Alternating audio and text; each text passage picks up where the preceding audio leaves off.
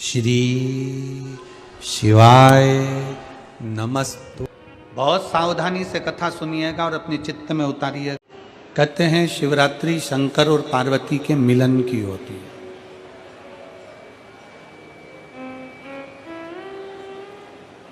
शिवरात्रि के दिन भगवान देवाधिदेव महादेव और माता पार्वती का मिलन हुआ। शिवरात्रि के दिन ही माता सती और शिव का मिलन हुआ। शिवरात्रि के दिन ही उमा और महेश का मिलन हुआ।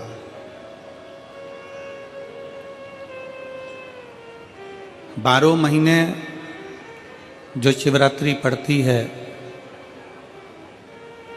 उसमें भगवान शंकर और पार्वती का मिलन माना गया। भगवान शंकर और पार्वती का मिलन बिंदु है, उसमें मिलन माना। पर जो शिव महापुराण की कथा होती है, कथा के मध्य में शिव महापुराण की कथा के अंतर्गत जो छठा दिन होता है उसको जो शिवरात्रि कहते हैं, ये पार्वती और शंकर के मिलन की नहीं, ये महादेव और महादेव के भक्त की मिलन की होती है।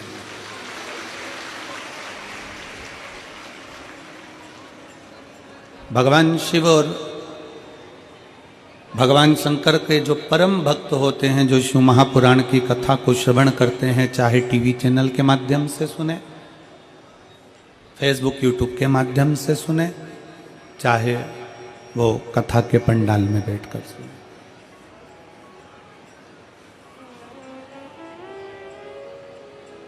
लाखों की संख्या में आप लोग पहुंचे हैं। पंडालों में जगह नहीं है, ग्राउंड में भी इतना बड़ा ग्राउंड है तो भी उस ग्राउंड में भी जगह नहीं है, लोग रोडों पर बैठे हुए हैं। और इस शिव महापुराण के ये पवित्र अवसर पर छठवें दिन की जो कथा है, शंकर के भक्त और शंकर की, शिव और शिव के भक्त की,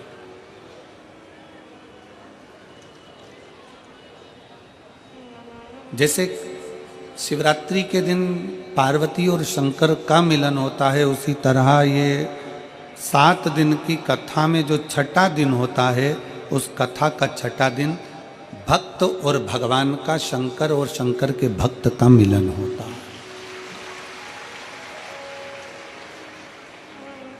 कहते हैं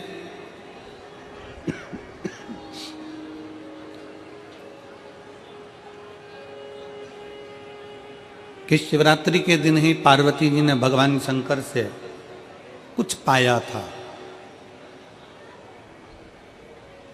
पार्वती जी भगवान शंकर की आराधना करती हैं, शिव की स्तुति करती हैं, शिव स्मरण करती हैं, शिव भक्ति करती हैं। और पार्वती जी ने शंकर भगवान से शिवरात्रि के दिन ही पाया था और शंकर को भी शिवरात्रि के दिन ही पाया था। शिव महापुराण में जो छठा दिन है शिवरात्रि का,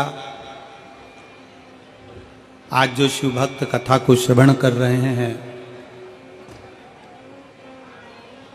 रात्रि को भगवान शंकर की अविरल भक्ति, कीर्तन, भजन सब करेंगे। सुबह 8 बजे से 11 बजे तक कथा को श्रवण करेंगे और अपने अपने गंतव्य को जाएंगे।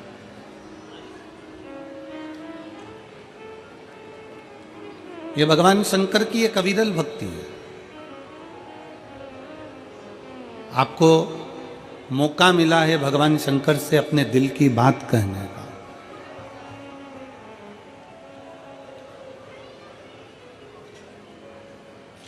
आपको मौका मिला है भगवान शंकर से अपनी बातों को कहने का।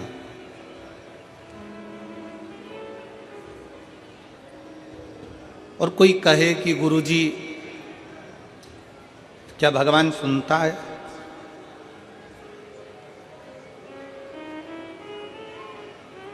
क्या भगवान श्रवण करता है? हमारा निवेदन है, एक बात अपने अंदर उतार कर रखिएगा। आप किसी को गाली दो,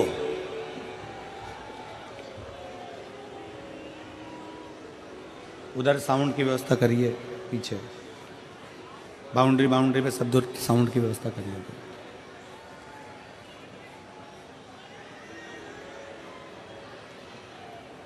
आप किसी को अपशब्द कहते हो, आप किसी को ताना देते हो, आप किसी को गाली देते हो, आप किसी को आड़ा टेढ़ा कहते हो, जिसको तुमने अपशब्द कहा, जिसको तुमने ताना दिया, जिसको तुमने गाली दी, वो सामने वाले व्यक्ति को तुम पर गुस्सा आया कि नहीं आया? जम के बोलो जरा, आया ना?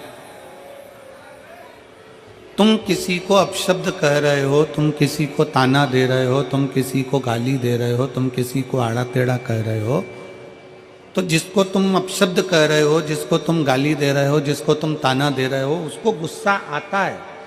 जैसे ही तुमने उसको गाली दी वैसे ही उसको गुस्सा आया। जैसे ही तुमने अपशब्द कहा वैसे ही उसको गुस्सा आया। तुम्हारे अपशब्द बोलते ही उसको क्रोध आ जाता है,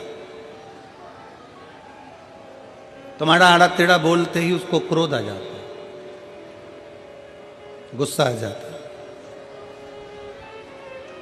अब जरा विचार करिएगा कि तुम्हारे आड़ा टेढ़ा बोलने पर सामने वाले को क्रोध आ जाता है, तुम्हारे अपशब्द बोलने पर सामने वाले को गुस्सा आ जाता है, तुम्हारे शब्दों से सामने वाले को गुस्सा आ जाता है। जब तुमने अपशब्द कहा तो सामने वाले को क्रोध आ गया, गुस्सा आ गया और वो क्रोधित हो गया।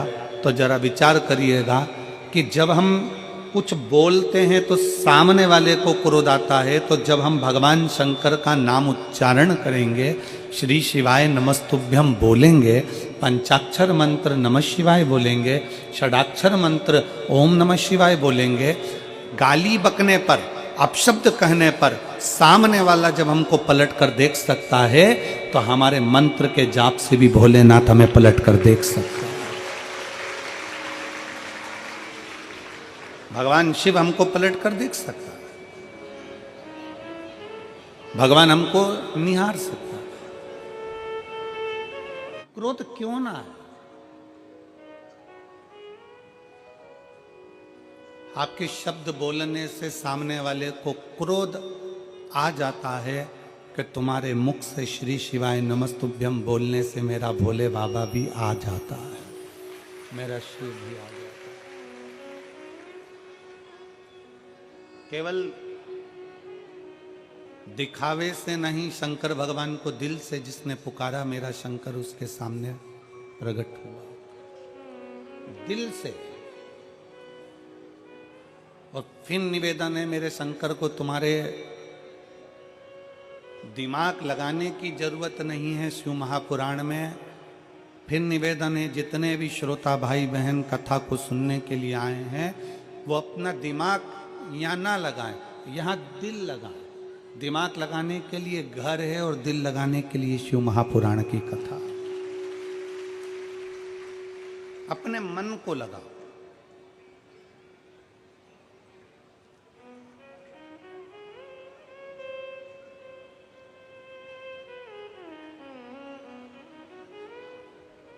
एक बार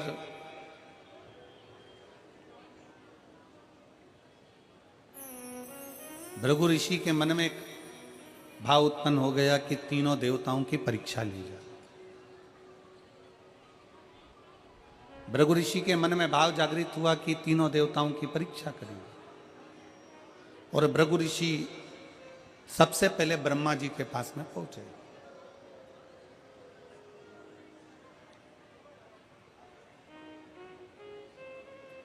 अब ब्रह्मा जी के पास में जब भृगु बाबा पहुंचे, ब्रह्मा जी के नजदीक में जब भृगु ऋषि पहुंचे, तो भृगु ऋषि ने ब्रह्मा जी को देखा और ब्रह्मा जी के बिल्कुल पास में जाकर भृगु ऋषि बैठ गए, बिल्कुल नजदीक में जाकर। शिव महापुराण की कथा कहती है, कोई अतिथि बैठा हुआ है, कोई बड़ा बैठा हुआ है, कोई बुजुर्ग बैठा हुआ है, कोई घर का वृद्ध बैठा हुआ है, कोई वयो बैठा हुआ है, तो कोई भी आए घर में, सबसे पहला ध्यान रखने वाला विषय है कोई बड़ा संत, कोई बड़ा सदगुरु, कोई घर का बुजुर्ग, कोई घर का वृद्ध सोफे पर बैठा है, कुर्सी पर बैठा है।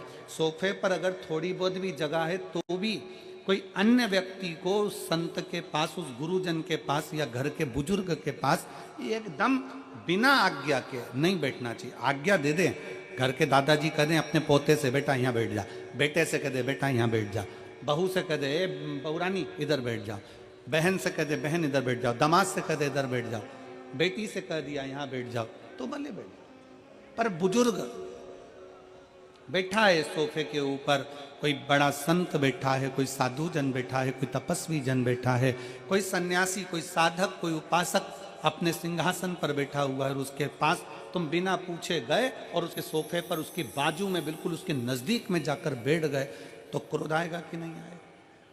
अब ब्रह्मा जी को थोड़ा सा क्रोध आ गया, ब्रह्मा जी को थोड़ा सा गुस्सा आ गया। हाँ, जमीन पर अगर कोई बैठा हुआ है, क्योंकि पृथ्वी निर्मलता का भाव देने वाली है, अगर उस पर कोई बैठा हुआ है और उसके पास में आप जाकर बैठ रहे हो तो कोई दिक्कत नहीं। पर कोई उच्च स्थान पर बैठा हुआ है और उसके साथ में तुम जाकर बैठ गए तो वो श्रेष्ठता नहीं, उसमें उसकी आज्ञा मांगो। ए भैया, दादाजी आपका सोफा खाली है, मैं बैठ सकता हूं? दादाजी आपकी कुर्सी खाली है, क्या मैं बैठ सकता हूं? काका जी आपके सोफे पर बैठ सकता हूं? मौसी जी मैं आपके सोफे पर बैठ सकता हूं? मामा जी मैं आपके सोफे पर बैठ सकता हूं? चाचा जी मैं आपके सोफे पर बैठ सकता हूं? आज्ञा लीजिए बैठने के लिए।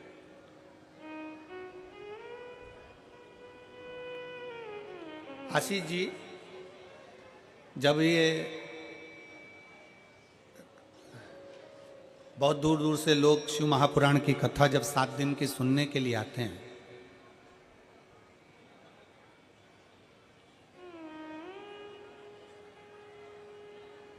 तो यहाँ शंकर जी की कथा सुनने के लिए जब पंडाल में पहले दिन, एक दिन पहले जब भक्त पहुँचते हैं तो वहाँ दरी बिछाते हैं, अपनी चटाई बिछाते हैं। देखा तुम लोगों ने? दर्शन करें और नहीं करे हों, अगर मेरठ वालों ने अगर रात्रि के दर्शन नहीं करे हों तो आज रात के इस पंडाल के दर्शन जरूर करना, यहाँ के कीर्तन के दर्शन करना।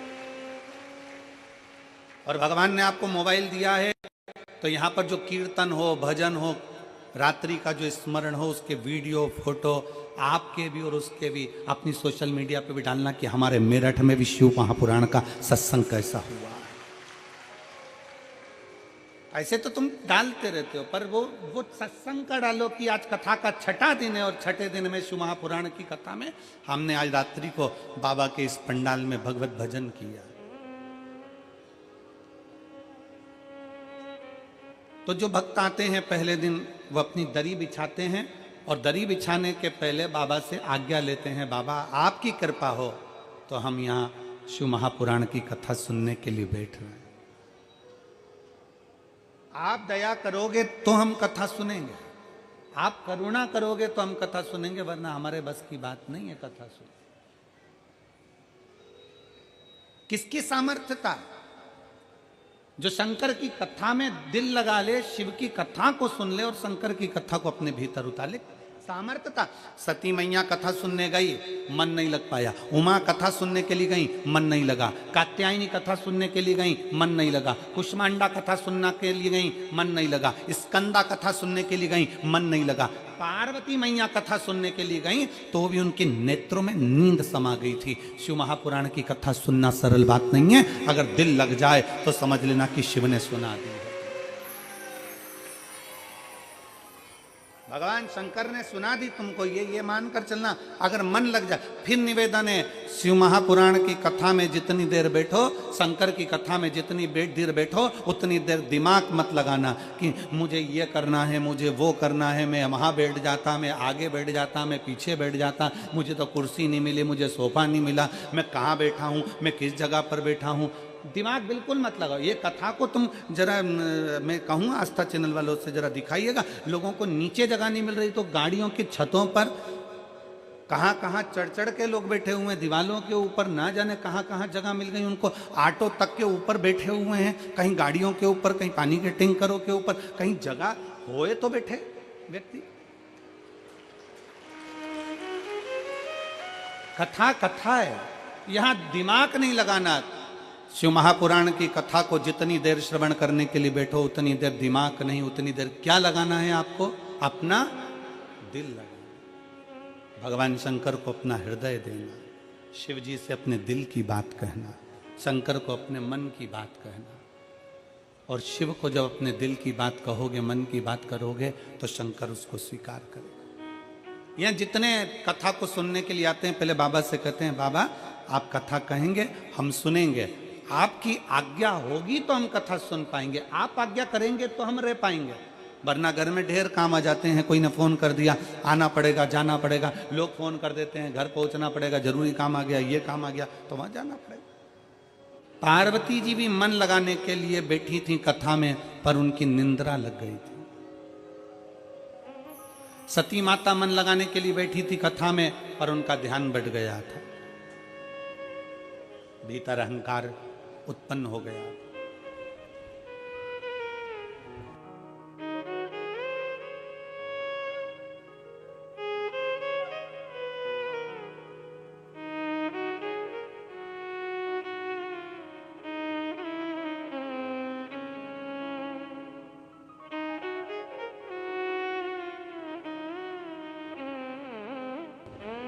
तो ये तो शिव तत्व है। इस शिव तत्व का जो लाभ है, इस शिव तत्व का सबसे बड़ा जो सुख है, वो जीवन का एक आनंद है।